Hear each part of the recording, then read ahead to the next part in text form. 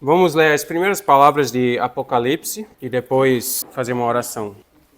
Apocalipse, capítulo 1, versículos 1 a 8. Revelação de Jesus Cristo, que Deus lhe deu para mostrar aos seus servos as coisas que em breve devem acontecer, e que ele, enviando por intermédio do seu anjo, notificou ao seu servo João, o qual atestou a palavra de Deus e o testemunho de Jesus Cristo quanto a tudo o que viu. Bem-aventurados aqueles que leem e aqueles que ouvem as palavras da profecia e guardam as coisas nela escritas, pois o tempo está próximo. João, às 7 igrejas que se encontram na Ásia, graça e paz a vós outros, da parte daquele que é, que era e que há de vir, da parte dos 7 espíritos que se acham diante de seu trono, e da parte de Jesus Cristo, a fiel testemunha, o primogênito dos mortos e o soberano dos reis da terra.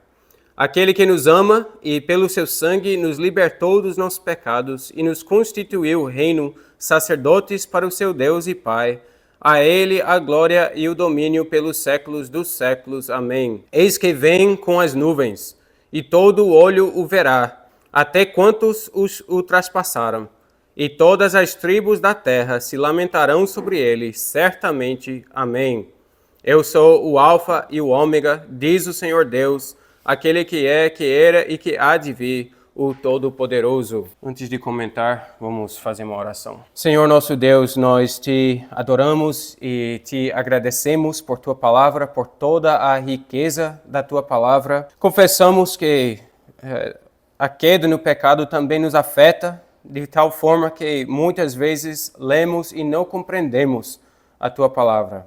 E de fato há mistérios e coisas que para nós hoje são obscurecidas pelo passar do tempo, também por nossa própria falta de conhecimento bíblico. Tem muito que poderíamos e deveríamos entender, mas não entendemos, e nisso nós acusamos a nós mesmos por não termos estudado o diligentemente o suficiente. Perdoa-nos esses pecados e abençoa-nos com teu Espírito Santo. Ilumine as nossas mentes, nosso entendimento, para que possamos compreender e crescer em nosso entendimento. Concede a nós também humildade para ter a fome, a sede por tua palavra, o desejo de conhecer melhor e conhecer mais. Pedimos tudo isso em nome do Senhor Jesus Cristo. Amém. Okay, irmãos, em termos de introdução, brevemente, quero só refletir o porquê um estudo sobre Apocalipse. A resposta mais óbvia, mais simples, é porque faz parte da Bíblia, né? Faz parte da palavra de Deus.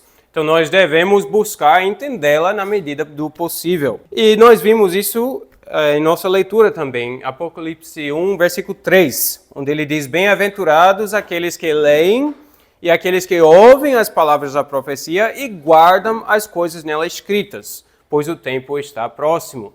Então, há uma promessa de bênção para aqueles que leem e entendem.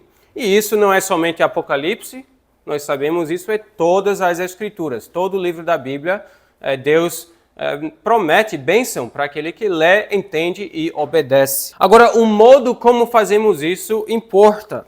Ou vamos interpretar Apocalipse, como qualquer outro livro, de uma forma responsável ou irresponsável. Muita interpretação hoje sobre Apocalipse é irresponsável. E vocês sabem como isso traz pecado, isso é pecado, isso traz vergonha para a igreja. Isso não edifica os crentes quando a leitura e pregação é irresponsável. Para dar alguns exemplos, talvez vocês já ouviram, tem aquela visão dos gafanhotos, que o som deles é como 1000 cavalos, e eles têm rosto de leão. Aí nos anos 70, isso foi interpretado entre os dispensacionalistas como os helicópteros Apache dos americanos, que tem meio cara de leão e o som deles como parece 1000 cavalos. Aí, olha, isso é uma profecia da invasão americana contra a Rússia. Aí são esses absurdos que, passando o tempo, a gente vê não estava correto, e traz vergonha. Isso é leitura irresponsável. Meu argumento hoje é que nós devemos interpretar Apocalipse da mesma forma como interpretamos os outros livros bíblicos. Esse é o meu argumento. Ou seja, prestar atenção ao contexto original, o que o livro diz sobre si mesmo, e deixar Bíblia interpretar Bíblia. Assim que a gente faz com qualquer outro livro. Como um livro simbólico, Apocalipse é um livro simbólico, isto é o mais importante, porque os símbolos, as imagens, números simbólicos, nomes simbólicos, têm um contexto, têm um histórico dentro da própria Bíblia. E também, como qualquer outro livro, nós devemos prestar atenção ao contexto histórico pelo que conhecemos das outras fontes históricas.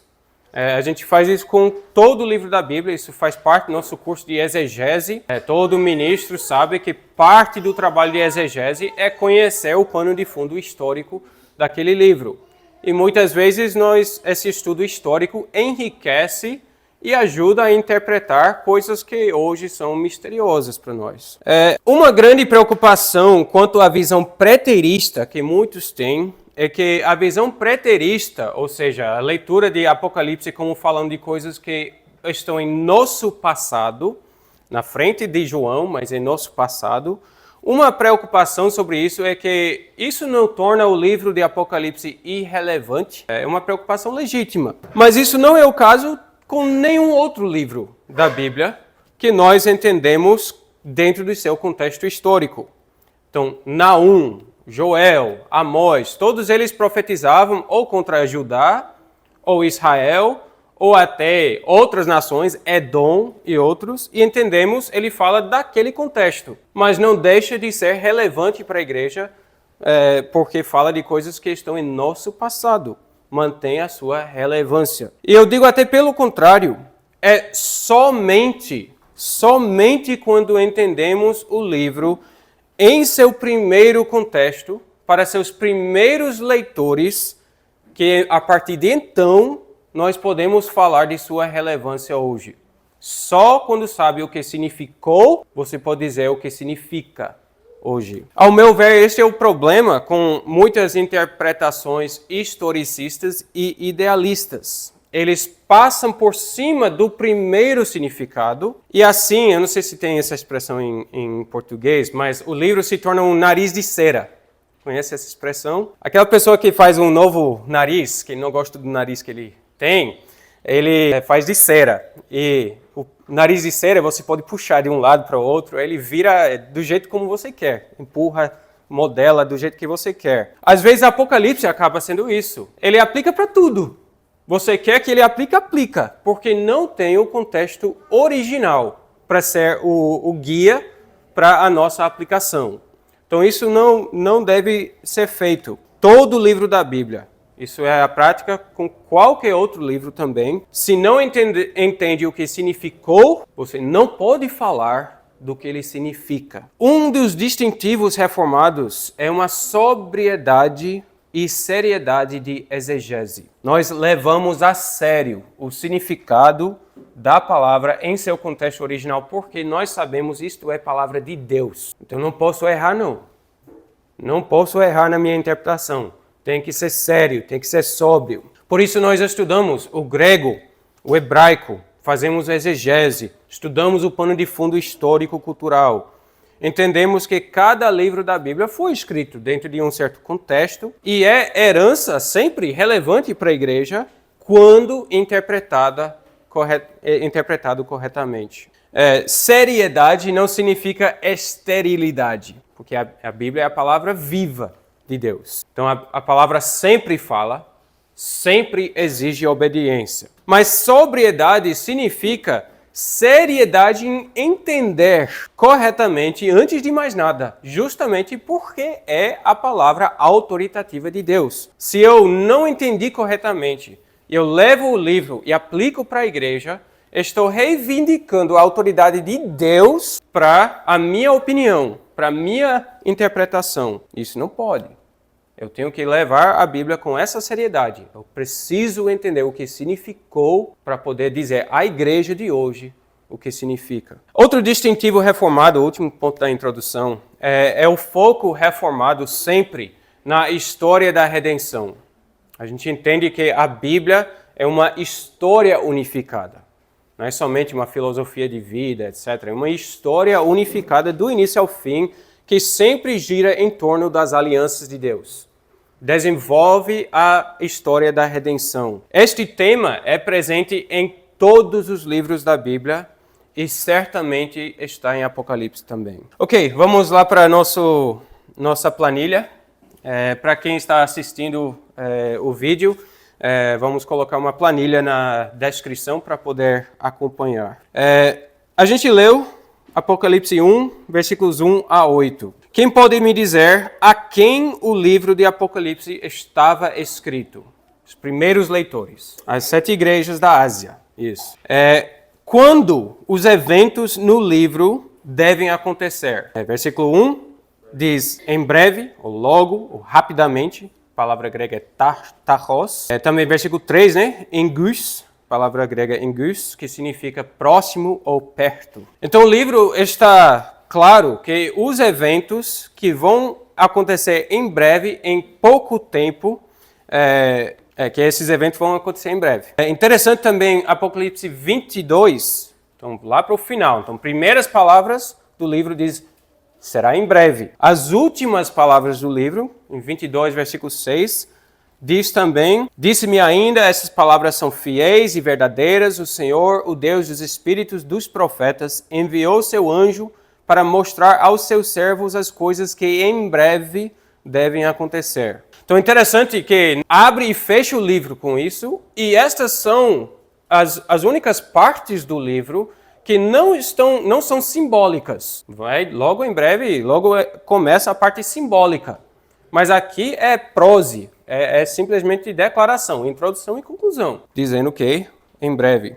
E podemos ter certeza do que significa em breve quando nós comparamos Apocalipse 22, versículo 10, com Daniel. Então, em Apocalipse 22, versículo 10, ele diz, não seles as palavras da profecia deste livro, porque o tempo está próximo. Então, não seles o livro. Isso é uma alusão para o que Deus disse a Daniel, em Daniel 12, versículo 4, onde ele disse para Daniel, tu, porém, Daniel, encerra as palavras e sela o livro até o tempo do fim, porque o tempo não estava próximo. Ele diz, muitos o esquadrinharão e o saber se multiplicará, fala de muitos desenvolvimentos ainda estão para frente. Então sela o livro, Daniel. Mas chega Apocalipse, ele diz, não sela, agora porque está próximo. Daniel escreveu uns 500 anos antes de Cristo, na época da Pérsia. Então, 500 anos é longe, não está próximo, é muito tempo. Então, quando Apocalipse diz está próximo, obviamente é muito menos do que 500 anos. Então, aqui define o que é próximo. Então, esse ponto é essencial. Apocalipse diz para nós a que se refere, como se interprete. E Deus não poderia ter deixado a questão mais clara do que está. O livro é sobre eventos próximos. Usa várias palavras diferentes para dizer isso. Nós vemos aqui a mesma coisa que vimos em Mateus 24, onde ele diz esta geração. E nós vimos vários outros lugares em Mateus, onde ele diz a mesma coisa em outras palavras para não sobrar nenhuma dúvida de que estava falando sobre eventos próximos. E finalmente, poderíamos mencionar mais uma prova, em versículo 3, onde ele diz para as 7 igrejas da Ásia, bem-aventurados aqueles que leem, aqueles que ouvem e guardam as coisas. Então, o livro é para essas igrejas e elas têm que obedecer o que está no livro. Se o livro se refere a coisas 2.000, 3.000, 4.000 anos para frente, como é que eles vão obedecer? Como é que eles vão guardar as palavras? O livro pressupõe que eles vão poder entender e vão poder obedecer o livro. Tem que ser obedecível para a igreja primitiva. Vamos falar um pouco sobre a natureza simbólica do livro. É bem claro que Apocalipse é um livro simbólico, até aqueles que dizem, não, nós interpretamos literalmente, coisa especialmente dos dispensacionalistas. Dizem, não, tem que ler a Bíblia literalmente. Até eles não interpretam tudo literalmente. porque é impossível. É um livro cheio de símbolos. Tem animais simbólicos, números simbólicos, nomes simbólicos. Nesse ponto, pelo menos todos os reformados concordam nisso. Os que interpretam o livro literalmente, entre aspas, não respeitam o próprio gênero literário do livro. É um livro apocalíptico. Fica junto com, por exemplo, Ezequiel. Ezequiel é cheio desses símbolos. Daniel, especialmente a última parte de Daniel, é cheio dessas bestas e tudo. São coisas simbólicas. Zacarias tem muito isso e os livros intertestamentários dos judeus também. Tem muito simbologia. Isso até está claro no primeiro versículo do livro também, onde diz: revelação de Jesus Cristo que Deus lhe deu para mostrar aos seus servos. A palavra ali é dexai, que significa exibir, mostrar visualmente alguma coisa. Apresentar aos olhos. Então é um livro que apresenta graficamente as coisas que vão acontecer. E já no primeiro capítulo começam os símbolos que até os futuristas nesse capítulo interpretam como símbolos. E o próprio livro diz são símbolos. Versículo 20 de capítulo 1. Quanto ao mistério, isso mesma coisa, é sinal, é uma coisa com significado. Quanto ao mistério das 7 estrelas que viste na minha mão direita, e aos 7 candeeiros de ouro. As 7 estrelas são os anjos das 7 igrejas, e os 7 candeeiros são as 7 igrejas. Você já vê aqui que são símbolos.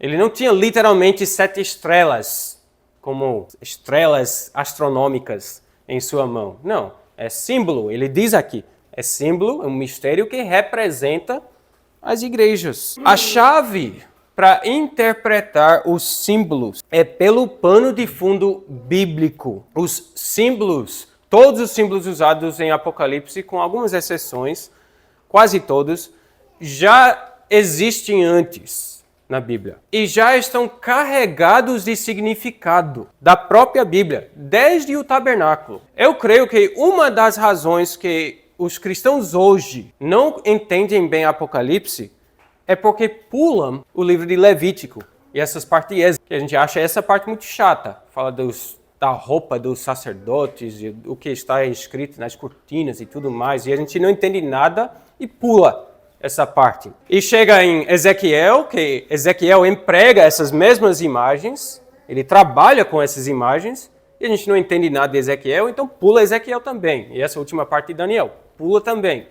Aí finalmente chega Apocalipse e cada um quer se posicionar sobre Apocalipse. Como se entende, eu não entendi nada de que vem antes, mas agora eu entendo o Apocalipse. Como é que pode? Apocalipse se construi acima destes símbolos que já vêm do Antigo Testamento.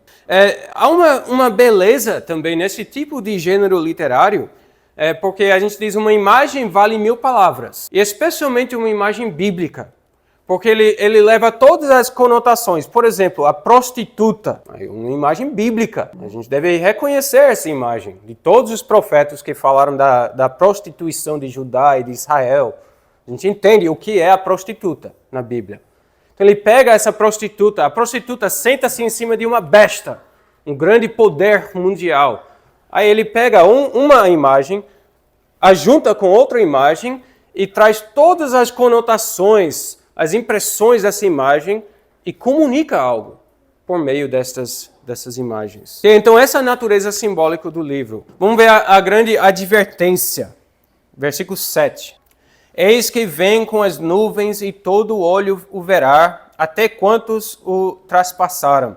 E todas as tribos da terra se lamentarão sobre ele, certamente. Amém. O que podemos dizer é o grande anúncio que abre o livro, que diz qual o conteúdo do livro.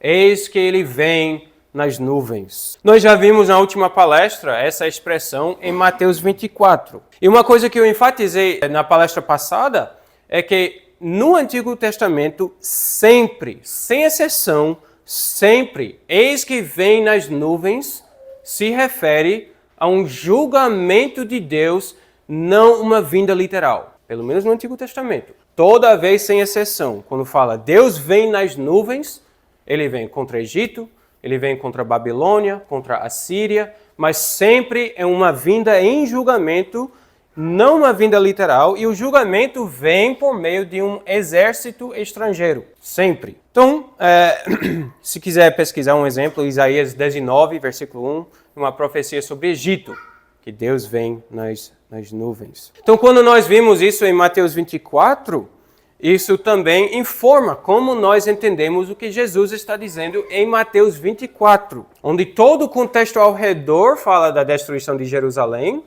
dentro do próprio Mateus 24 também fala da destruição do templo, lembra como o capítulo abriu-se, e então Jesus diz que vem nas nuvens. O ouvido moderno quer ouvir e entender que Jesus está dizendo que literalmente vem andando nas nuvens. Não necessariamente. Ele está usando a linguagem da Bíblia. Então aqui também, eis que vem com as nuvens e todo olho o verá. Se fosse literal, já não seria possível, né? Porque, pelo menos acho que aqui todo mundo aceita que a Terra é redonda, né? Então, é impossível se ele viesse nas nuvens que todo olho o verá. É que tem gente no outro lado da terra. Mas não está falando sobre uma vinda literal. E ele diz, todo olho verá até quantos o traspassaram. O que isso significa? O traspassaram. Como? Aqueles que o crucificaram. Acho que não tem controvérsia sobre isso. E todas as tribos da terra se lamentarão por ele.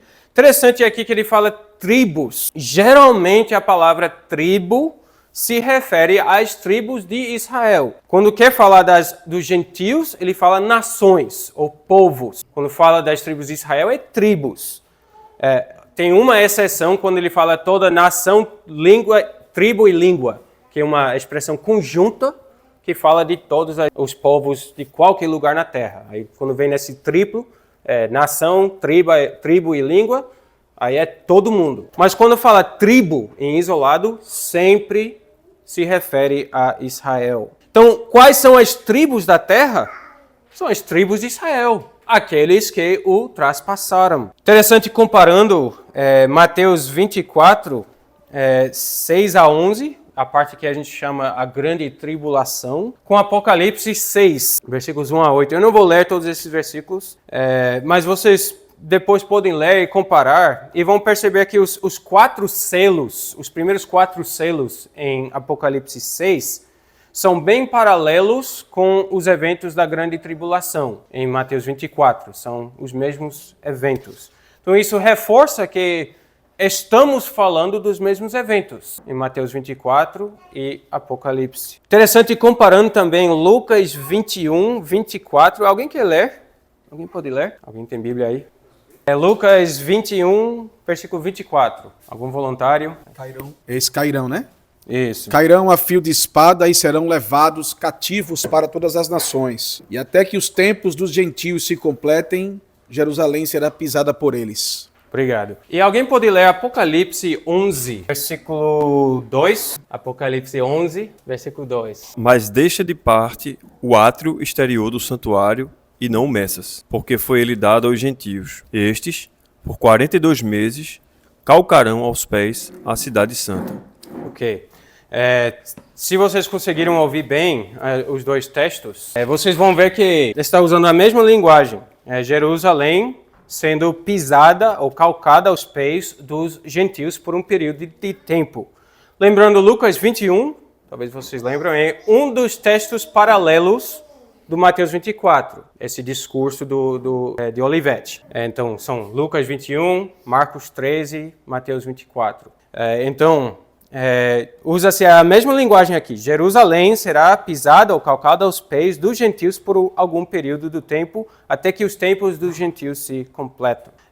Interessante, esses 42 meses, a guerra romana contra a Judeia foi exatamente 42 meses. Começou em abril de 67 e terminou em setembro do ano 70. 42 meses. Então já vemos um contexto histórico também informando a nossa leitura. Poderíamos comparar também Lucas 23, 28 a 30.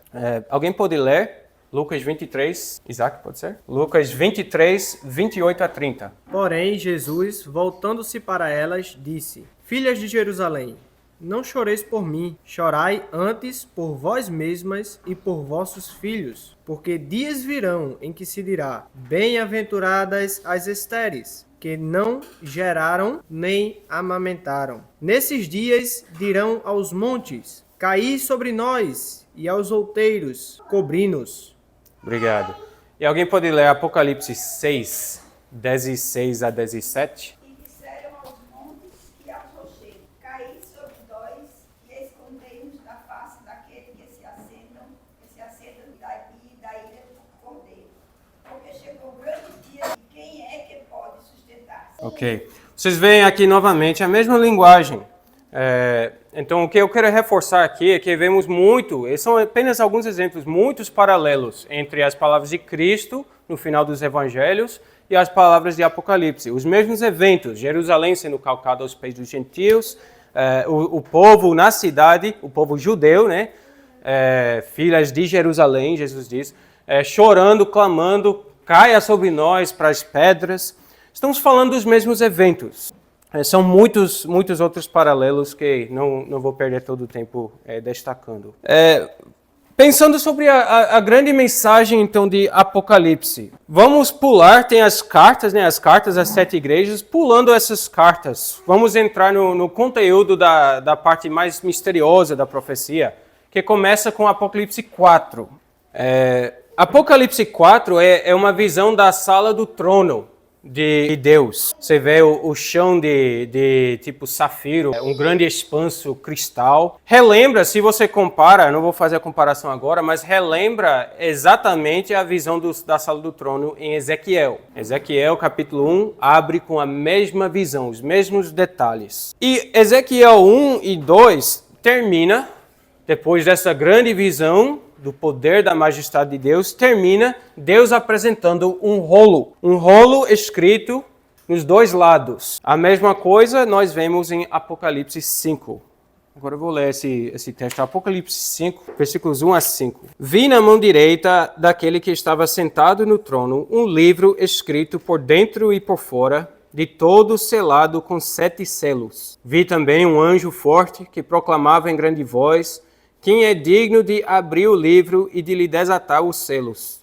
Ora, nem no céu, nem sobre a terra, nem debaixo da terra, ninguém podia abrir o livro, nem mesmo olhar para ele. E eu chorava muito, porque ninguém foi achado digno de abrir o livro, nem mesmo de olhar para ele. Todavia, um dos anciãos me disse: não chores, eis que o leão da tribo de Judá, a raiz de Davi, venceu para abrir o livro e os seus 7 selos. Então vi, no meio do trono e dos 4 seres viventes, e entre os anciãos, de pé, um cordeiro como tendo sido morto. Ele tinha 7 chifres, bem como 7 olhos, que são os 7 Espíritos de Deus enviados por toda a terra. Veio, pois, e tomou o livro da mão direita daquele que estava sentado no trono. Eu já passei o ponto, né? Era só até 5. O rolo, então, escrito nos dois lados, é um documento típico, um documento de aliança, com os termos da aliança.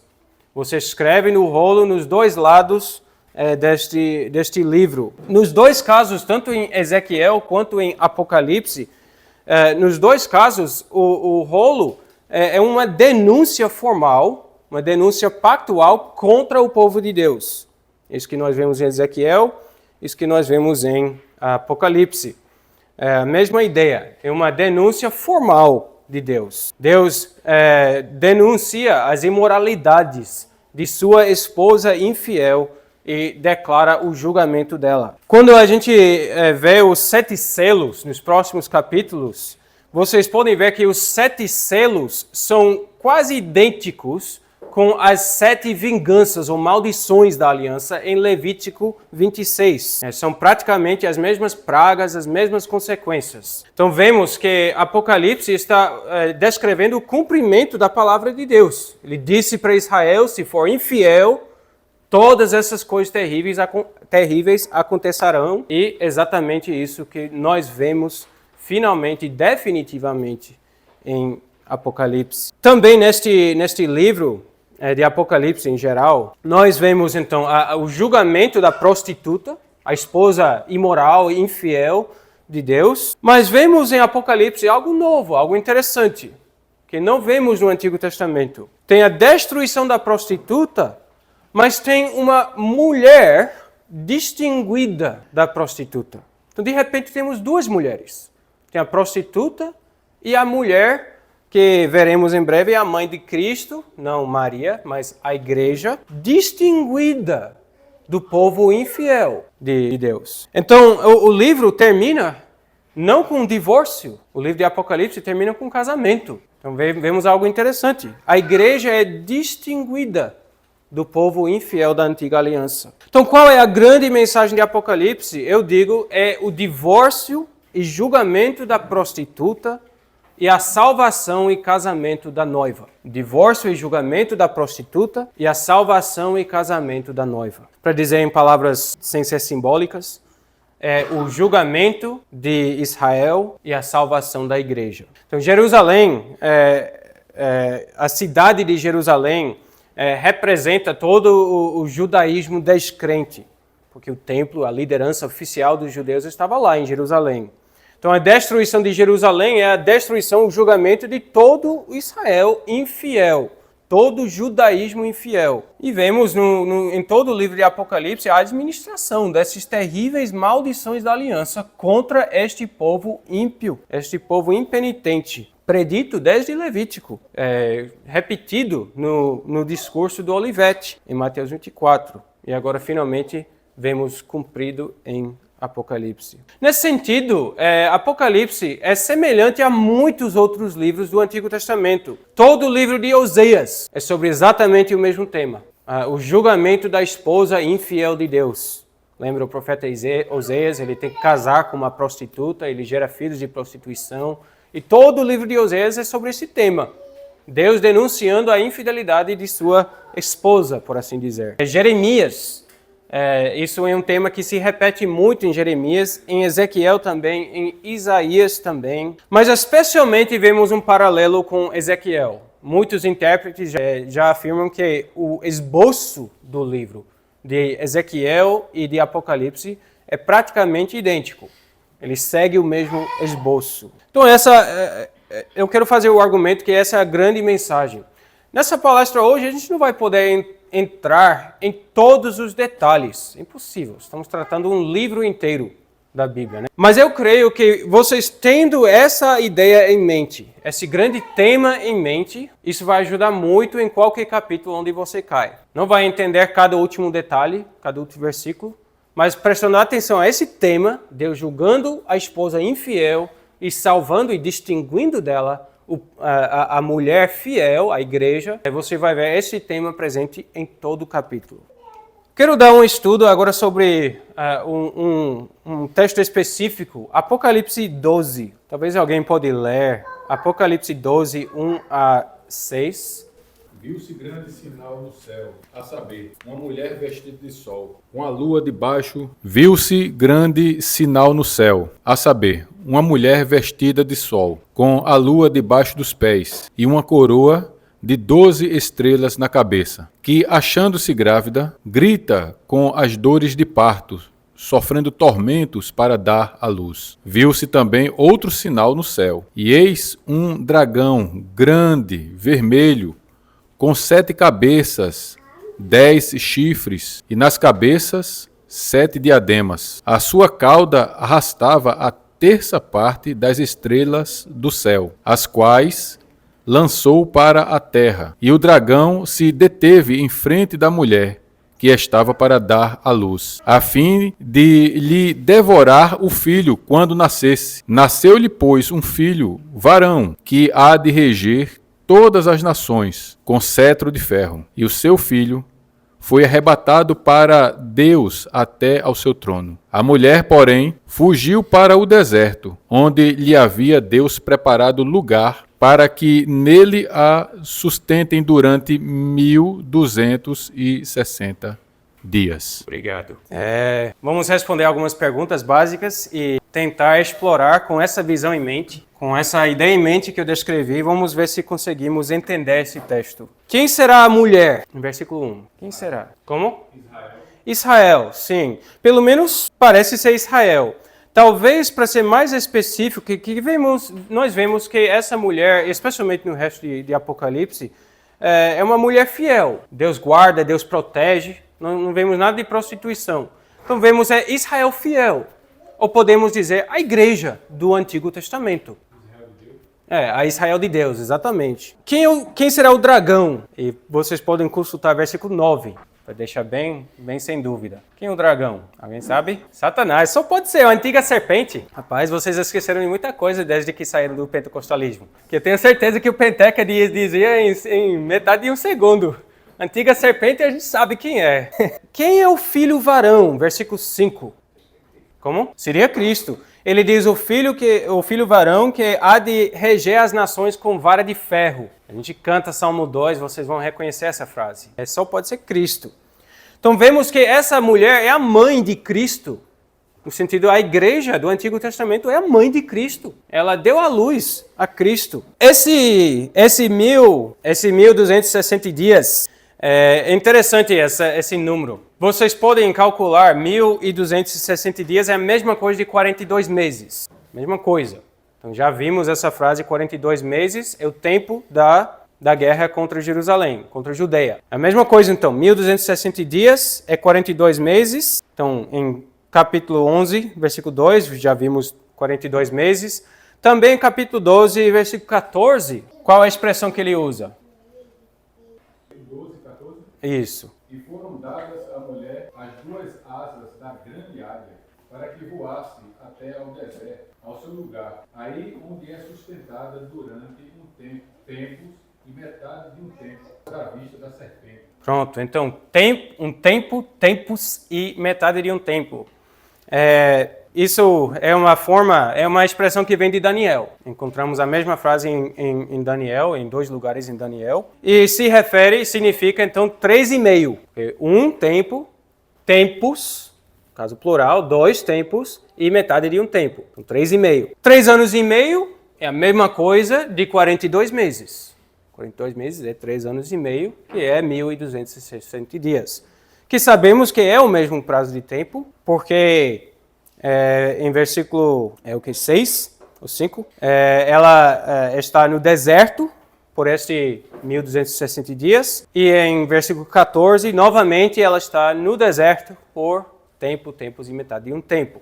Então, se refere ao mesmo período. Agora, a que se refere esse tempo no deserto? Talvez vocês vão lembrar, em Mateus 24, a gente falou sobre isso, que Cristo diz, quando virdes a abominação que causa desolação, fujam para os montes de Judeia. Daí dos montes, Eusébio relata que chegando nos montes, daí eles foram para o deserto.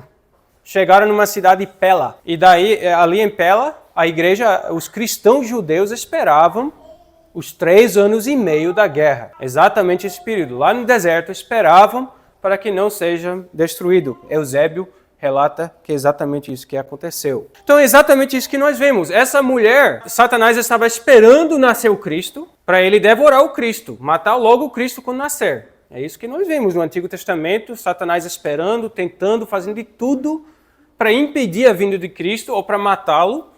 Quando ele nasceu, o que aconteceu quando Jesus nasceu? Vocês lembram Herodes? Tentou matar todos os bebês de Belém para matar o Cristo, mas mesmo assim Deus guardou, preservou o Cristo. Finalmente ele foi morto na cruz, mas até isso virou contra Satanás, e depois Cristo ascendeu ao céu, que diz aqui também, Apocalipse 12. Então, este serpente, já que não conseguiu matar o filho, ele vai tentar matar os demais filhos. Quem são esses demais filhos? A igreja. Versículo 17, né? Os cristãos, os que não adoraram a besta. Interessante esse período também, especialmente essa frase, tempos e metade de um tempo, 3,5. Como é o número que vem de Daniel, especialmente em Daniel 12, ele se refere à mesma coisa, um período de preservação da igreja. E agora eu vou especular um pouco, poderíamos pensar, o que significa esse número? Qual o sentido simbólico? Por que Deus não só diz 3 anos e meio? E ele diz tempos e metade de um tempo. Qual o significado? não somente os preteristas, muitos especulam que o ponto é que é metade dos 7. É metade dos 7. 7 é o número de plenitude. E Deus cortou o tempo à metade. Cortou esse tempo de julgamento à metade para poder preservar a sua igreja. Que é a mesma coisa que Jesus diz em Mateus 24. Né? Se o tempo não fosse abreviado, ninguém sobreviveria. Mas por causa dos eleitos, esse tempo foi abreviado. O tempo total de julgamento foi cortado à metade para que não sejam destruídos todos os eleitos. Ok? Então, é possível que a ênfase em 3,5 se refere a isso. Isso é possível. Vamos falar sobre a besta, a parte bem gráfica de Apocalipse. A besta se aparece em capítulo 13 e capítulo 17. Onde foi minha Bíblia? Vamos lá, vou ler a primeira parte de capítulo 13. Vi emergir do mar uma besta que tinha 10 chifres e 7 cabeças, e sobre os chifres 10 diademas, e sobre as cabeças nomes de blasfêmia. A besta que vi era semelhante a leopardo, com pés como de urso e boca como de leão. E deu-lhe o dragão o seu poder, o seu trono e grande autoridade. Então vi uma de suas cabeças como golpeada de morte, mas essa ferida mortal foi curada, e toda a terra se maravilhou seguindo a besta. E adoraram o dragão, porque deu a sua autoridade à besta. Também adoraram a besta, dizendo: quem é semelhante à besta?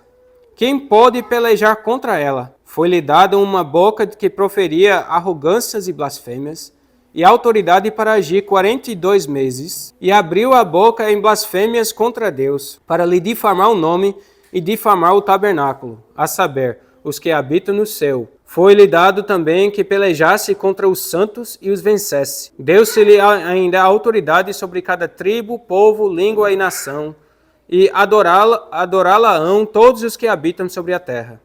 Aqueles cujos nomes não foram escritos no livro da vida do Cordeiro que foi morto desde a fundação do mundo. Se alguém tem ouvidos, ouça. Vou parar por ali por enquanto. Quem será essa besta? Bom, se a gente compara, é a mesma besta, mesmo dragão, em capítulo 12, versículo 9. Porque ele tem 7 cabeças, tem 10 chifres, é o mesmo bicho. Embora, aqui em capítulo 13, você vê que ele ainda é distinto do dragão. Vem versículo 2. Deu-lhe o dragão o seu poder, o seu trono e a sua grande autoridade. Então nós temos, aparentemente, 2 bestas, o dragão e a besta, mas tem a mesma cara. Tem 7 cabeças, 10 chifres, tudo igual. Então nós vemos, tem Satanás por trás. A besta aqui, eu quero argumentar, é Roma. Por quê? A besta é uma imagem tirada de Daniel. Você vê no final de Daniel, tem as várias bestas com caras diferentes, se referindo aos vários impérios diferentes. Aqui, essa besta assume todas as outras bestas. Então, tirando de Daniel, nós devemos entender a besta é um império, é um grande império mundial. E é exatamente isso que nós vemos. Todos os povos adoram essa besta. Às vezes, em Apocalipse, a gente vai ver a besta ainda em capítulo 17, nós vemos que essa natureza de um livro simbólico. Uma só imagem pode se referir a várias coisas ao mesmo tempo. Então, quem é essa besta? É Satanás? Sim. É Roma? Sim. É o imperador de Roma, como homem? Sim. Você vê em capítulo 17, versículo 9, que a besta é identificada. Capítulo 7, versículo 17. 17 descreve primeiro a prostituta, e essa prostituta está sentada acima da besta, está montada na besta. E versículo 9 diz, aqui está o sentido que tem sabedoria. As 7 cabeças, no caso da besta, são 7 montes nos quais a mulher está sentada. Roma tinha essa lema. Todo romano, todo latim conhecia Roma como a cidade sobre 7 montes. Uma lema bem conhecida. Não sei se Brasil tem uma lema assim? Não sei se tem. Alguns países têm esse apelido. Né? Se você andasse no mundo antigo e dissesse qual a cidade sobre 7 montes, ninguém teria dúvida. Todo mundo sabe, isso é Roma. Então, a mulher, a prostituta, está sentada sobre esta besta cujos 7 cabeças são sete montes. Então, obviamente, a besta representa ali Roma. A mesma besta que era Satanás, aqui se manifesta como Roma. E você vê o significado do livro. Roma está agindo como Satanás. Ou melhor, Satanás está agindo neste mundo por meio de Roma. Roma é um instrumento na sua mão. Interessante, continuando, versículo 10, terminando o versículo 9. São também 7 reis, dos quais caíram 5. Um existe e o outro ainda não chegou, e quando chegar, tem de durar pouco. Aqui deixa sem nenhuma dúvida a que se refere. Júlio César foi o primeiro rei de Roma. Teve séculos antes um período de reis, mas isso já é história antiguíssima de Roma. Então, Roma passou por séculos debaixo de um senado, e Roma se orgulhou por ter senado. Nós não somos igual às outras nações que têm reis, nós temos um senado, como a gente se orgulha hoje, nós somos democracia. Roma era assim, se orgulhou por ter um senado. Júlio César foi o primeiro e foi um enorme escândalo. Júlio César se chamou de rei. A palavra rex, em latim. Se chamou de rei. Aí segue, depois de César, Augustus, Tibérios. Então, César, Augustus, Tibérios, Caius, Cláudios e Nero, o sexto. Então, já está bem claro aqui. Quem é o rei nesse momento é Nero. 5 já eram, um e um vem depois dele e reinará breve tempo. Que foi exatamente o caso. Nero se suicidou em 68, e o próximo imperador Galba reinou apenas 6 meses. Nós temos aqui clarissimamente identificado. É Roma, com seus 7 imperadores, Nero sendo o imperador atual, nesse momento. Ok? O que significa que essa besta faz guerra contra os santos por 42 meses. Nós já vimos esse número, né? 42 meses. A guerra contra os santos. Pode até ser interessante, um fato interessante, que também a perseguição por Nero, a perseguição no caso contra a igreja, contra os cristãos, acontece que também durou 42 meses. Então talvez a Apocalipse está até jogando com esses dois fatos. Nero iniciou a perseguição no ano 64, começou em novembro de 64, e Nero morreu em junho de 68. Ele se suicidou, em junho de 68.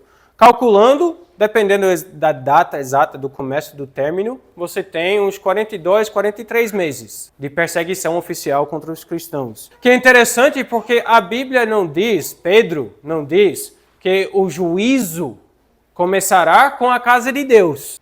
E ele disse, começa conosco, como será o fim daqueles que não obedecem o Evangelho. Então, 42 meses de tribulação para a igreja e depois 42 meses de tribulação para os judeus. Sem dúvida, Nero é famoso por seu ódio contra os cristãos. É interessante, Nero também foi chamado como uma besta, um animal, por muitos romanos. Eles chamavam Nero como besta. Ele era um homem muito cruel, não vou descrever toda a maldade que ele fez. Vocês devem já lembrar de que ele usou os cristãos como tochas vivas, queimando vivo nas suas festas. Um homem animal. Inclusive, ele até às vezes se vestiu como animal, botou peles de animal, para atacar ou estuprar homens e mulheres. Um homem homossexual também, um homem do mais perverso que existe.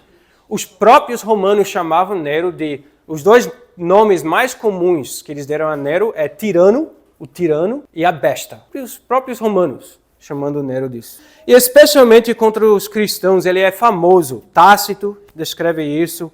Clemente de Roma descreve a terrível perseguição feita pelo tirano por Nero. Uma vasta multidão de eleitos. Diz que Pedro morreu debaixo dele, Paulo morreu debaixo dele, João foi banido por ele. Voltando para capítulo 13, o que significa que uma das cabeças dessa besta foi morta, mas a ferida fatal se curou.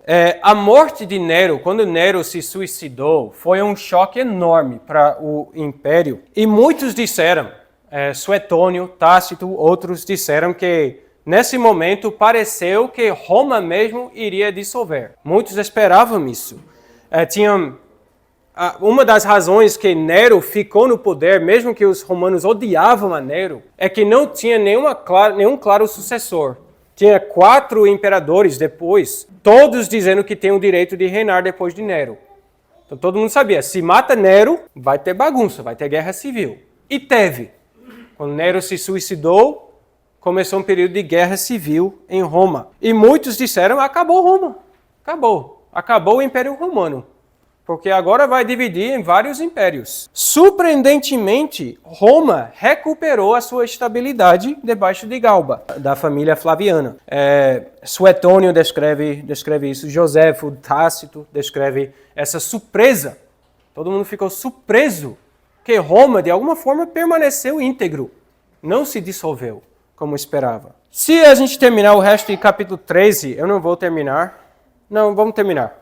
Vamos terminar capítulo 13. Começou em versículo 11. Vi ainda outra besta emergir da terra, possuía 2 chifres, parecendo cordeiro, mas falava como dragão. Exerce toda a autoridade da primeira besta na sua presença. Faz com que a terra e os seus habitantes adorem a primeira besta, cuja ferida mortal fora curada. Também opera grandes sinais, de maneira que até fogo do céu faz descer a terra diante dos homens.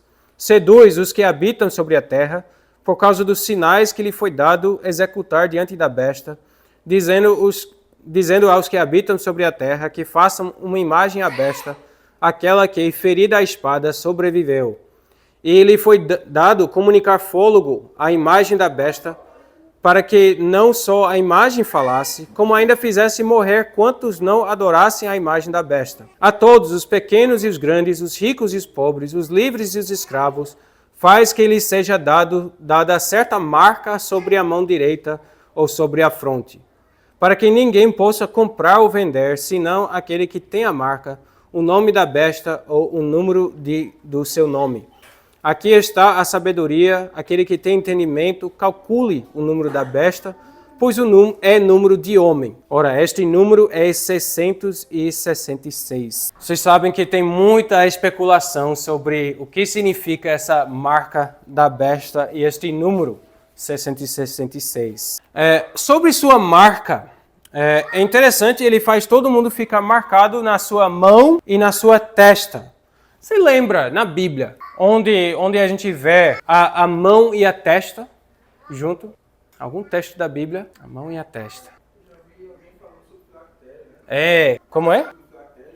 Isso, exatamente isso. É Deuteronômio 6, né? Atarás nas suas mãos e na sua testa. É o juramento de lealdade que todo israelita fez. O Senhor, Javé, é o nosso Deus, nosso Senhor, é o único Senhor. Amarás o Senhor teu Deus com todo o teu coração, etc. É o voto de lealdade que todo judeu faz, dizendo, Deus é meu Deus, Javé é meu Deus, e ele somente. Então, a besta aqui coloca a sua marca nas mãos e na testa. Eu não acredito que se refere a uma marca visível, literal, mas justamente esse voto de lealdade, o contraste. A besta quer ser adorada. E esta foi exatamente a perseguição, a natureza da perseguição contra os cristãos. Vocês lembram que os cristãos tinham que fazer para não morrer? Na verdade, nem tanto negar Cristo. Eles pediram para jurar que César é Senhor. Isso era o voto. César é Senhor. Em alguns períodos tem que jogar um pouco de incenso em adoração a César. Mas o principal era esse voto. César é Senhor. E foi isso que os cristãos recusaram a fazer. Então nós vemos justamente esse contraste. Em Deuteronômio 6, o verdadeiro adorador a Javé vai dizer, Javé é meu Senhor. E Roma quer dizer, César é o Senhor. Esse credo também estava nas moedas. Eu coloquei ali um exemplo de moeda. Ele fala, Imperador Nero, eu não tenho a imagem na minha frente, acho que é Imperador Nero, Augustus, mais alguma coisa. Esse Augustus, Augustus divinos, majestade divina. Está invocando para si mesmo a majestade de Deus. Tanto que os judeus, Nero não foi o primeiro de fazer isso, mas os judeus antes já tiveram muitos problemas com esse denário, justamente por causa desses nomes que se colocavam no denário. Eles consideraram o denário uma moeda proibida. E até a invasão de Judeia, até 67, os judeus conseguiram, você vê a teimosia dos judeus, eles conseguiram uma exceção.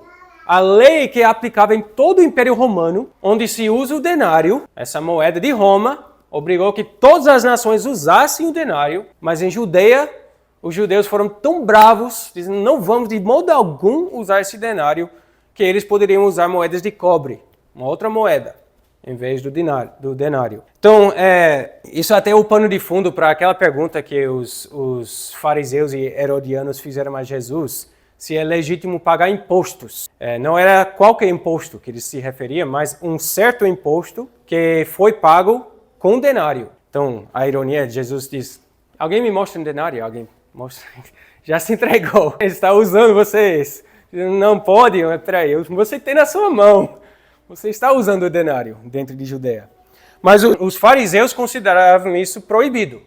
Você não usava a moeda de denário. Então você vê, está na própria moeda. E talvez esse é o sentido por trás do que diz aqui. Ninguém compra nem vende sem a marca da besta. Esse juramento de lealdade na própria moeda. Esse nome, esse número 666, ou 666, não é 666. Isso é dos equívocos que pessoas têm, que tem a ver com três números 6. Não tem a ver com isso, não. É um número total. 666. Há uma possibilidade, eu não vou ser dogmático sobre isso, mas é um número de ser calculado. Um número calculado. Isso, para qualquer leitor judeu, ele vai entender o que significa isso. Um nome calculado, ou um número calculado que se torna um nome, se refere à prática judaica de gematria. O que eles faziam? Vou dar um exemplo que até tem na Bíblia. O nome Davi... Bom, deixa eu explicar um pouco mais pano de fundo. Os judeus e os romanos não tinham os números arábicos que nós temos. Nossos números 1, 2, 3 são números que vêm de árabe. De árabe, né? Árabe. Os romanos usaram os números romanos, né? A gente sabe, né? Os números romanos. E os judeus fizeram em hebraico algo parecido. Aleph, Bet, todos esses significavam números. E eles faziam muitos jogos com esses nomes que têm um número. Cada nome tem um número, que você poderia tratar o nome, reduzir a seu valor numérico. Então, Davi, por exemplo. O nome Davi é 14. E você vê em Mateus usa isso. O Evangelho de Mateus, 14 gerações, desde Abraão até Davi, e de Davi até o exílio, coisa assim, né? Ele mexe com esse 14 porque é um número simbólico, que é o número de Davi. O nome Nero Kaiser, Nero César, aquilo que está impresso ali na moeda, o nome Nero César, se você transforma em hebraico, ele calcula a 666. Então, é possível, essa teoria já foi levantada uns 150 anos atrás, alguém descobriu isso e se tornou uma das interpretações desse número. Então é possível, mas como disse, não vou ser dogmático sobre isso. Deixa eu ver meu tempo. Quanto tempo tenho? Nenhum. Deixa eu falar só da prostituta e pronto. A prostituta Babilônia o Grande, capítulos 17 e 18. Nós sabemos que essa prostituta é uma cidade, fica bem claro em 18, capítulo 18, que ela é uma cidade. Pela descrição da cidade, você poderia pensar que é Roma. Por exemplo, versículo 18 de capítulo 17. A mulher que viste é a grande cidade que domina sobre os reis da terra. Deve ser Roma, parece Roma. Mas tem algumas dificuldades em identificar essa cidade com Roma. Primeiro, ela senta por cima da besta, mas Roma é a besta. Então, Roma está sentado por cima de Roma, é um pouco complicado. E também, no final, em capítulo 17, a besta se vira contra a prostituta, se torna inimiga da prostituta e a destrói. Então, não tem muito sentido em dizer que a besta, que é Roma, está destruindo Roma. Então, acho difícil identificar a cidade com Roma. Na verdade, esse termo, a grande cidade, já está identificada desde capítulo 11. Capítulo 11, versículo 8. Onde diz, e o seu cadáver ficará estirado na praça da grande cidade, que espiritualmente se chama Sodoma e Egito, onde também o seu Senhor foi crucificado. Vai ter que ser Jerusalém. A grande cidade é Jerusalém, pelo menos em capítulo 11. E ali ela é descrita como Sodoma e Egito. Então, já usando esses nomes de outros capitais mundanos, pagãos, dando esse nome para Jerusalém. Então, essa grande cidade, aqui em capítulo 17 e 18, que se chama agora Babilônia, eu creio ainda se refere a Jerusalém. Essa linguagem dela ser grande cidade, rei das nações, é linguagem comum nos Salmos. Você pensa, por exemplo, Salmo 48, a grande cidade de Deus. Não é tão incomum. Salmo 87, as várias nações que nasceram nela em Jerusalém. Salmo 122 fala da grandeza, do esplendor de Jerusalém. E especialmente o fato que ela é uma prostituta. Eu acho que, para mim, fecha que é Jerusalém. Porque as outras nações não são descritas como prostitutas, mas Jerusalém, o povo de Deus porque eles são infiel ao seu Deus, infiel ao Senhor. A descrição de viúva, ela diz, eu não sou viúva, ela se gabando, versículo 7, 18, se gabando, jamais você é viúva. Se relembra Lamentações, onde Jerusalém diz a mesma coisa. Aí Lamentações, primeiro versículo de Lamentações, como jaz solitária a cidade outrora populosa, tornou-se como viúva, e que foi grande entre as nações, princesa entre as províncias. Então se torna uma viúva. A roupa dela também relembra o tabernáculo e o templo, as cores, o ouro, escarlate, roxo, né, essas cores. Tudo relembra bem proximamente, eu dei ali alguns textos, vocês podem consultar depois.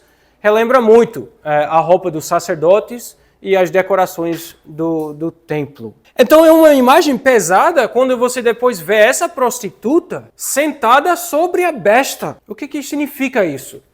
O que vocês acham? Se é Jerusalém, representando o judaísmo infiel, o que significa que ela senta-se por cima da besta? Uma especulação, o significado de uma imagem dessa. A ideia aqui é a Jerusalém aproveitando o poder de Roma para perseguir a igreja. Então ela senta, monta a besta e usa a besta para destruir a igreja. Que é isso que a besta está tentando fazer, destruir a igreja. Exatamente o que nós vemos em Atos, até nos Evangelhos. O que foi quando crucificaram Jesus? E Pilatos diz, quer mesmo que eu crucifique seu rei? Lembra que os judeus disseram? Nós não temos rei senão César. É exatamente isso. A prostituta montando a besta, dizendo, esse é o nosso rei. Exatamente isso que nós vemos no livro de Atos. Várias vezes os judeus instigaram os romanos para perseguir os cristãos. Eles dizendo exatamente isso. Os cristãos estão ensinando a não obedecer César. Mata-os, prende-os. Assim que Paulo foi preso, acusado por judeus a instigar uma revolução contra César. Então os judeus usaram o poder da besta para atacar a igreja. Mas o que acontece em Apocalipse 17 e 18? A besta se vira contra a prostituta e finalmente a destrói. Que foi exatamente o que aconteceu. Enfim, depois de tanto perseguir a igreja, a própria Jerusalém foi objeto da ira da besta. E Roma foi destruir totalmente a Jerusalém. Versículo 16 de capítulo 17. A besta se vira contra a prostituta e a destrói. Então, é isso exatamente que nós vemos acontecendo na história. E o povo de Deus, em capítulo 18, é chamado a fazer o quê? A sair dela. 18, versículo 4. Deus chama seu povo, saia dela, saia dessa prostituta. Que faz total sentido. Chamando os cristãos, saia agora do judaísmo. Não faz mais parte do judaísmo. E o que resta dessa prostituta vai ser devorada pela besta. Especialmente nós vemos um contraste entre Apocalipse 17, os primeiros versículos, e 21, Apocalipse 21. Então 17, uma pena que está acabado o nosso tempo, 17 diz, veio um dos 7 anjos que tem as 7 taças e falou comigo, dizendo, vem mostrar-te-ei o julgamento da grande meretriz, que se acha sentada sobre muitas águas, com quem se prostituíram os reis da terra. Pulando um pouco, transportou-me um anjo em espírito a um deserto e vi uma mulher montada numa besta escarlate, besta repleta de nomes de blasfêmia, com 7 cabeças e 10 chifres. Então o anjo diz, vem, eu te mostrarei a meretriz. Aí ele transporta João e João vê. A gente vê exatamente um paralelo em Apocalipse 21, mas um contraste. Apocalipse 21, versículo 9 e 10. Então veio um dos 7 anjos, que tem as 7 taças, cheias dos últimos 7 flagelos, e falou comigo, dizendo, vem, mostrar-te-ei a noiva, a esposa do Cordeiro. E me transportou em espírito até uma grande e elevada montanha, e me mostrou a santa cidade, Jerusalém, que descia do céu da parte de Deus. Veja o contraste, né? Bonito. Você vê a prostituta condenada, julgada. Mas o anjo diz, isso foi a meretriz, agora deixa eu mostrar a noiva, que é a igreja. Aí você tem a falsa igreja, a verdadeira igreja, diferenciada aqui no livro de Apocalipse. Eu não vou falar sobre as últimas perguntas. Tem algumas coisas eu queria, se tivesse tempo, destacar, que algumas coisas a gente é melhor informado estudando a Bíblia, o Antigo Testamento, mas sempre tem detalhes que você vai aprender só pela história. Isso é com todo o livro bíblico, não é somente Apocalipse, a gente usa os panos de fundos históricos, culturais, para interpretar alguns detalhes. Aquela foto das pedras, essas pedras, a foto aí é desenho das pedras, uma foto de pedras de catapulto que foram encontrados. E Joséfo mesmo descreve essas pedras, elas têm um nome, talantiaia, que significa um talento, ou 100, tipo 100 quilos. A mesma coisa descrito em Apocalipse 16.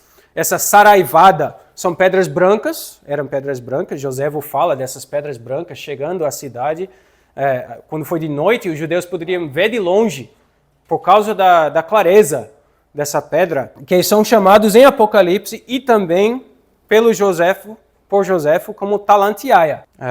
Então, é uma saraivada, ou podemos dizer também um apedrejamento à morte dessa prostituta, que é a sentença do Antigo Testamento para uma prostituta, ela é apedrejada para a morte. Então, vê que imagem, você vê como Apocalipse usa essas imagens para graficamente retratar o que Deus está fazendo com Jerusalém. Essa grande saraivada e um apedrejamento da prostituta. Ok, conclusões. Olha, hoje, como falei, é um livro inteiro. Não posso entrar em cada capítulo, muito menos cada versículo. O que eu queria dar para vocês, essas linhas gerais. Espero que isso não seja escandaloso para ninguém. São as linhas gerais que vão servir você a entender o livro. Se você entende esse tema de Apocalipse, isso vai ajudar você em qualquer capítulo onde você se encontra. Não vai entender cada último versículo. Tem algumas coisas informadas pela história ou por detalhes que você não está por dentro, não está ciente. Tudo bem, mas você vai ver esse tema em todos os capítulos de Apocalipse. A linha preterista, então, aborda o livro de Apocalipse nesse sentido. Jamais nega a relevância desse livro para hoje, mas diz ele tinha uma relevância aos primeiros leitores, as 7 igrejas na Ásia que estavam passando por essa perseguição. Então a gente trabalha da gramática, da história, da Bíblia, a Bíblia interpreta a Bíblia, e assim a gente chega a entender o que é o significado do livro. Apocalipse continua um livro relevante, mesmo se fala de coisas passadas, continua um livro muito relevante para a história da redenção, cumprimento das maldições da aliança, e isso é algo visível que nós podemos ver hoje. Você pode visitar Israel hoje e ver as ruínas do templo e dizer, olha a maldição, Deus cumpriu Levítico 26. E a gente tem a evidência diante dos nossos olhos. Tem relevância para a autoridade de Jesus. Jesus disse, Mateus 24, Lucas 21, Marcos 13, Jesus disse que isso ia acontecer, e na época foi improvável, os apóstolos os discípulos vendo a grandeza, a beleza do templo, e Jesus diz, nenhuma pedra ficará sobre outra. Nós vemos isso cumprido. Então vemos que a história da redenção não é só coisa do tempo da Bíblia. A história da redenção continua. Deus continua cumprindo a sua palavra. É uma evidência muito forte em defesa da autoridade de Cristo. A gente talvez perde o destaque disso porque a gente não fala muito com judeu, eu acho.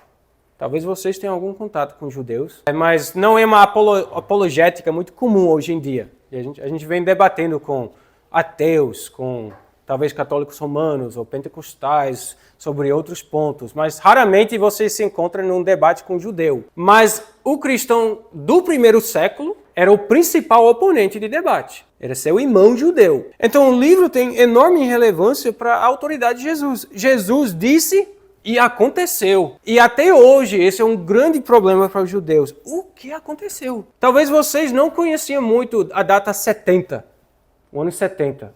Mas eu tenho certeza, qualquer judeu sabe o que aconteceu no ano 70. Qualquer judeu sabe. É um grande dilema para eles, porque acabou a religião deles, que girava em torno do templo. Acabou. Hoje, o judaísmo hoje é um negócio esotérico, místico. Tem pouco a ver com o judaísmo do Antigo Testamento. Acabou a religião deles. E eles têm que perguntar, por quê? Por que isso aconteceu? Apocalipse diz, porque o judaísmo foi uma prostituta infiel. E Deus julgou. E tem muita relevância para a identidade da igreja, muita relevância da identidade da igreja. A gente é a Nova Jerusalém. Então, por que a gente pode cantar Salmo 122? Orai pela paz de Jerusalém, etc. Nós entendemos, eu creio, nós reformados entendemos que quando falamos de Jerusalém, nestes salmos, Salmo 87, Salmo 48, outros, a gente está falando da igreja. Acho que todos vocês entendem isso. Se não entenderam, agora entendem. Quando a gente fala de Jerusalém, é isso que estamos falando. A igreja. Que nós entendemos a verdadeira Jerusalém é a igreja. Hoje em dia, isso é o mais relevante por causa do dispensacionalismo, que confundiu essas coisas e pensa que Jerusalém é Jerusalém. Então você viu quando Hamas atacou as aldeias de Israel, tinha muita gente dizendo, orai pela paz de Jerusalém, pensando que Jerusalém é aquela Jerusalém, não entendendo que é a igreja. Então isso é importante. Tem pessoas hoje, cristãos, que estão orando para a reconstrução do templo e o reinício dos sacrifícios. Que o cristão tem que dizer, que absurdo, não leu a Bíblia não? Claro que não estamos esperando a reconstrução. Deus destruiu aquilo e Jesus é o templo de Deus. E a igreja é o templo de Deus. Então, irmãos, eu quero enfatizar que uma leitura sóbria e exegética de Apocalipse ilumina essas coisas e também nos guarda contra bizarrices, nos guarda contra essas coisas absurdas. É pura ignorância da Bíblia quando pessoas abrem Apocalipse e começam a falar sobre eventos de hoje, que estão se cumprindo, veja aqui a besta, não sei o quê.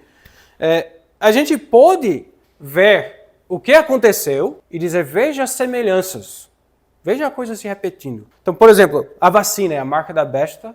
A marca da besta foi aquilo. Mas em certos sentidos, eu vejo semelhança. Não pode vender nem comprar sem ter essa última lealdade ao Estado que manda na gente. Há semelhanças. Mas eu não posso andar dizendo que a vacina contra o Covid é a marca da besta, pelo menos até que eu tenha um fundamento exegético para dizer o que a marca da besta era. Tendo firmeza nisso, eu posso dizer, agora eu vejo semelhanças, aplicações. Sem um fundamento, nada do mais tem autoridade. E você não pode fazer nada com o Apocalipse, se não tiver o fundamento original. Então, guarda-nos contra a especulação.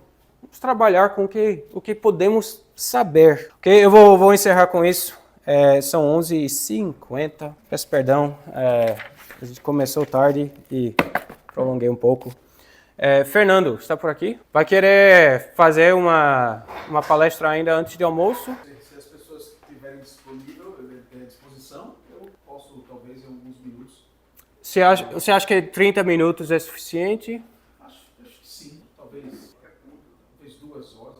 Os irmãos aguentam? Não. Poderia perguntar quem ia ficar para o almoço, quem pretende voltar ou quem não pode. Também poderia perguntar, porque eu mesmo tenho dúvidas. Aí eu não sei se o presbítero vai saná-las na exposição dele. Então, isso. Deixa eu só perguntar então, pastor, quem vai ficar para o almoço e pode ficar para algum tempo à tarde, ou querem ficar mais um tempo ainda? Não sei, depende das pessoas. Isso. Temos Uma opção também é a gente reunir depois do almoço. Fazer uma... Depois do almoço, os irmãos ficam depois do almoço, então a gente fica depois do almoço. Ok. Então, almoço já são quase 12, então a gente pode voltar 1h30. 1 hora tá bom? Uma hora tá bom. Pronto. Vai dar meio-dia e 1 hora para... Pronto, 1 hora tá bom. Então 1 hora a gente volta aqui. Então, já que estamos encerrando por enquanto, vamos fazer uma oração?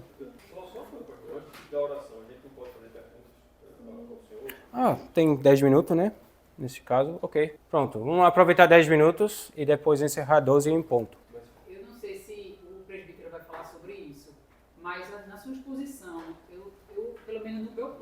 vista de que eu achava, eu não vi muita distorção. Eu só achei estranho a questão do julgamento, porque a gente vê que teve julgamento no dilúvio, teve julgamento em Sodoma e Gomorra, e assim a história vai levando. Eu acredito que terão outros nesse ponto.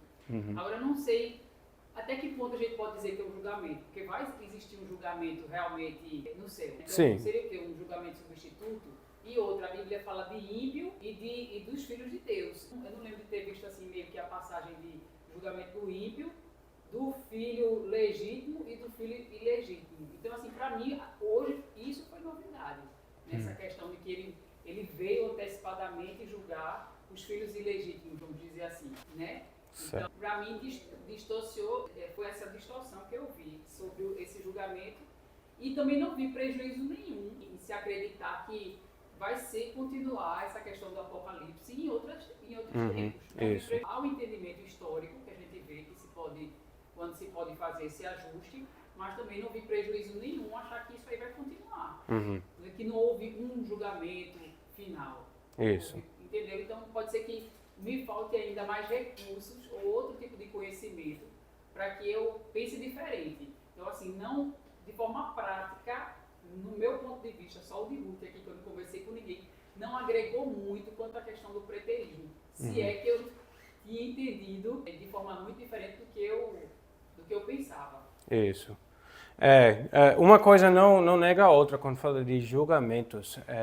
A Bíblia conta muitos julgamentos temporais. Ezequiel profetiza também um julgamento que se cumpriu nos babilônios.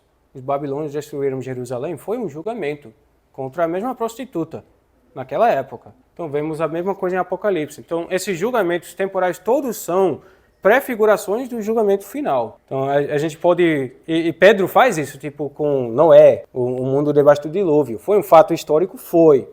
Mas é uma prefiguração do juízo final.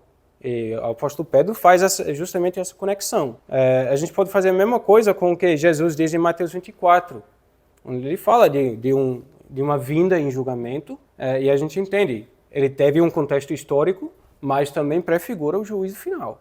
Até porque em Jerusalém deve ter morrido muitos santos, que eram filhos, Isso. não só. Então, como seria esse julgamento injusto?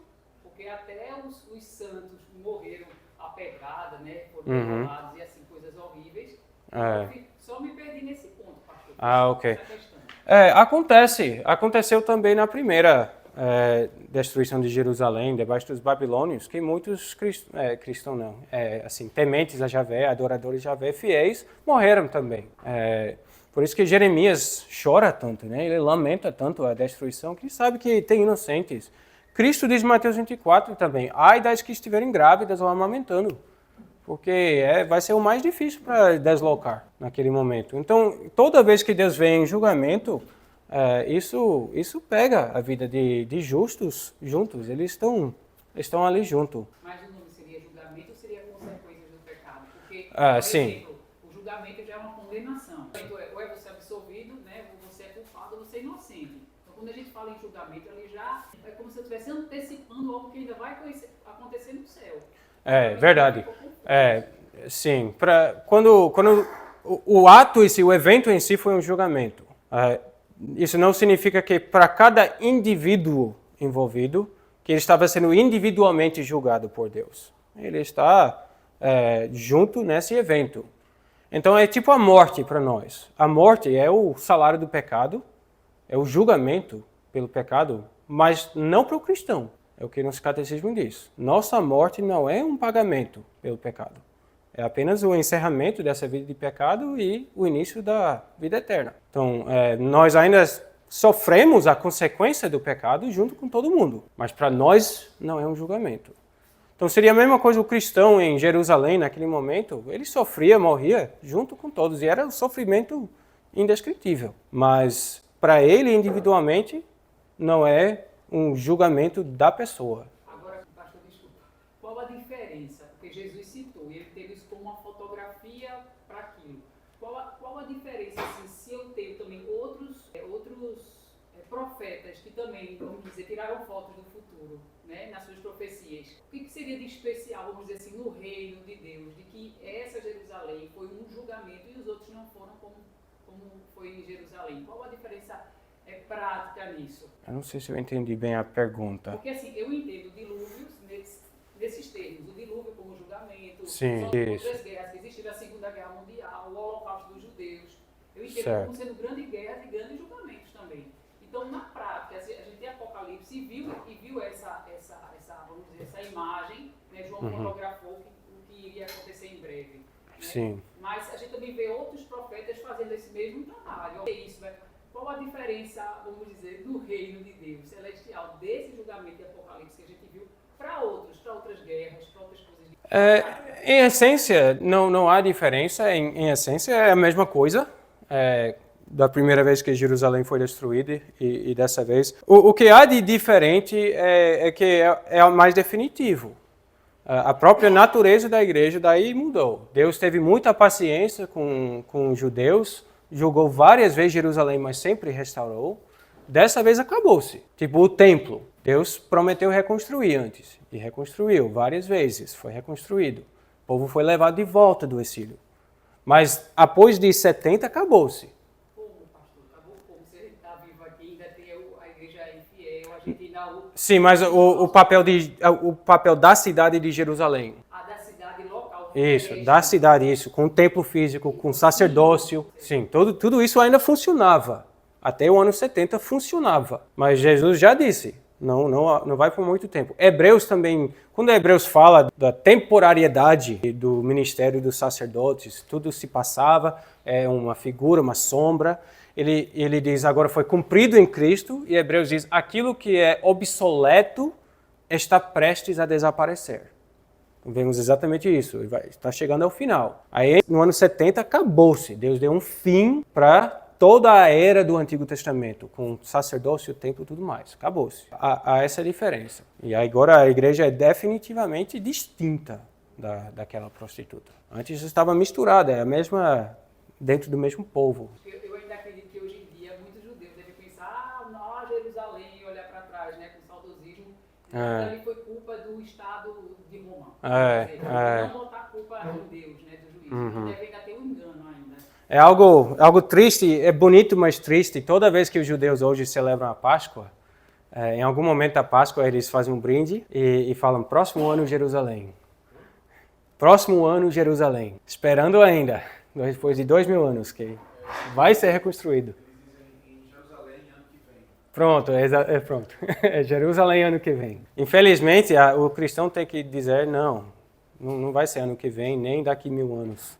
Não vai ter uma reconstrução daquilo que era. Sim. Só assim, algumas observações que o senhor fez, eu fiquei, não sei se foi porque são muitas. Uma das coisas que o preterismo fala em Apocalipse é, como o senhor citou no início, as coisas próximas que estão para acontecer.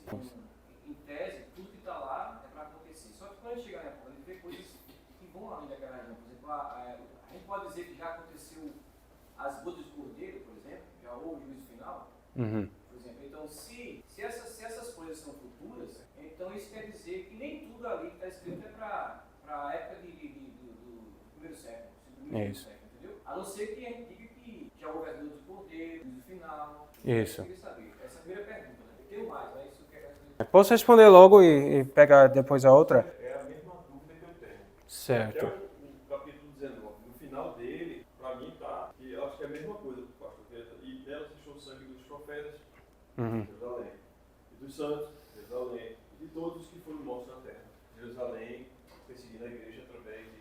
Mas a partir do capítulo 19, aí eu já começo a ver, eu não consigo entender ainda. Certo. Tipo assim, até uma certa convivência pode encaixar só preterismo, mas tem um momento que ele fica futurista. Como é que o senhor vê isso na questão para dizer que é só para eventos próximos? Certo, é uma ótima pergunta. Acho que o Fernando vai tratar um pouco disso também, que ele me disse que vai tratar mais o preterismo pleno, que seria justamente o erro do preterismo pleno, ele dizer tudo no Apocalipse é passado. E eu discordo com isso, eu concordo que a partir de 19 estamos vendo coisas que acontecerão depois, que são separados por tempo. Agora, quando o Apocalipse diz breve, logo, em breve, ele está falando sobre a substância do livro, que realmente tudo até pelo menos capítulo 19 Tudo ali é coisas que eram breves. Mas a história não é o final da história. Então, o Apocalipse, sim, termina nos dando esperança para o futuro. Tem o reino milenar, que todo preterista que eu conheço, ou crê que o milênio está ainda para frente, o pós-milenista, ou, como eu, crê que estamos no milênio, o amilenismo. Então, se ainda estamos no milênio, então o milênio não está passado. Eu não conheço nenhum preterista que diz que o milênio também é passado, que eu sei, acho que não existe. Então, quando fala em breve, próximo, etc., se refere à substância do livro, mas reconhecendo que lá no final do livro existem coisas que são futuras. Outra coisa, a primeira é uma preocupação minha, e a outra é o mesmo livro do Apocalipse ligado a Mateus 24. A primeira preocupação é assim, sobre isso no início, que toda vez que tem essa vindo com as nuvens, só escrito não é literal. Aí eu fiquei pensando em textos como Atos 1, que fala que vem com as nuvens, então não é literal. 1 Tessalonicenses capítulo 4, ele vem com as nuvens, então não é literal. Porque eu sou assim, todas as vezes, não é literal. Aí eu fiquei preocupado, então assim, não vai ter nunca essa vinda de Cristo com as nuvens, porque sempre com as nuvens não é literal. Essa é a primeira preocupação. Certo. Mas eu acho que o ponto mais interessante que eu achei foi que assim, se boa parte do livro de Apocalipse é para mostrar o juízo de Deus sobre Jerusalém, mas de repente no meio do livro, capítulo 13, o Senhor falou de juízo sobre a igreja. A perseguição de sobre si, né? De repente tem a juízo sobre Israel, de repente tem Nero perseguindo a igreja. Isso para mim fica confuso. Porque o livro é para mostrar o juízo de Deus sobre Israel. E o que tem a ver a igreja? Porque a igreja não fugiu para a perla? Não sofreu? Ou a igreja está sofrendo também o juízo de Jerusalém? Mas o juízo é para judeus. O Senhor colocou um juízo de judeus pegando cristãos também. Mas os cristãos foram para a perla. Eles não estão debaixo do juízo de 70. Essa é a segunda preocupação. E só para juntar, okay. O senhor falou 3 anos e meio, mas pesquisando na internet, fala que as guerras judaicas duraram 70 anos. E a primeira guerra foi de 76, que durou 7 anos, não 3 anos e meio. Então isso fica o meu. Então, só por enquanto, as nuvens, nunca vai ter as nuvens. 2, como é que o juízo dos judeus cai sobre a igreja que fugiu para a terra? E 3, por que são, em vez de ser 3 anos e meio, é 7 anos, até 70 anos? Se for ver todo o período das guerras judaicas. Certo. 136 de 80.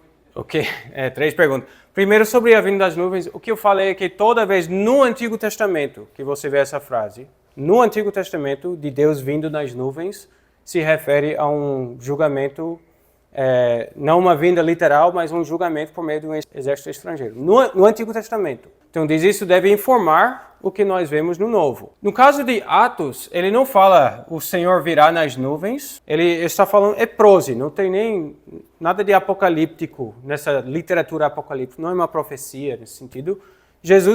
O anjo no caso, está falando com os discípulos que viram Jesus subindo e o anjo diz, da forma como vistes subindo, verás voltando. Eu não acho que isso fala de algo não literal.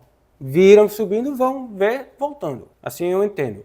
Atos 1 está falando sobre a vinda de Cristo no final da história. E voltará fisicamente para a terra. Assim que eu entendo.